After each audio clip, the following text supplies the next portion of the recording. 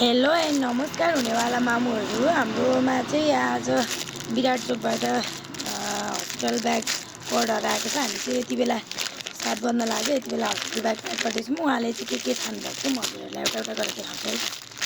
उहाँले छान्नुभएको छ 2टा feeding bra आफ्नो लागि, एउटा जुबाराको पिरियड्स पेन्टी छ, अनि एउटा न्युबोर्न डाइपर छ आइबिबीको, अनि त्यस पछाडि बेबीको लागि छान्नुभएको छ एउटा यो एकदम न्यानोमा भित्र फरवाला टोपी। त्यस पछाडि एउटा फिडिङ बोतल रहेको छ। त्यस पछाडि रहेको छ उहाँले चाहिँ एउटा रम्पर पनि छान्नुभएको छ, राम्रोमा छ, यसको भित्र फर छ। अनि त्यस पछाडि एउटा हिमालयको गिफ्ट ब्याग।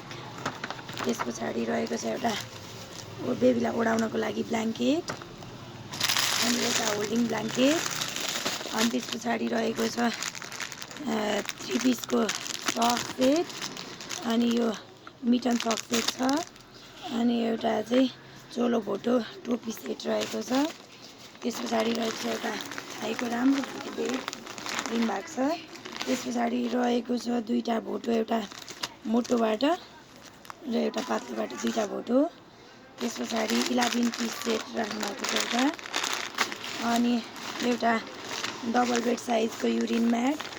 त्यस पछाडि मामु बेबी सेट यति राख्नुभएको छ। उहाँले चाहिँ हजुरहरूलाई पनि त्यस्तो आवश्यक पर्यो भने हाम्रो उर्लाबारीमा रहेको किड्स कलेक्सनलाई सम्पर्क गर्न सक्नुहुन्छ। हजुरले उहाँले चाहिँ भिडियो कल मार्फत चुज गर्नुभएको हो भने हजुरहरू पसलै भिजिट गर्दा पनि हुन्छ।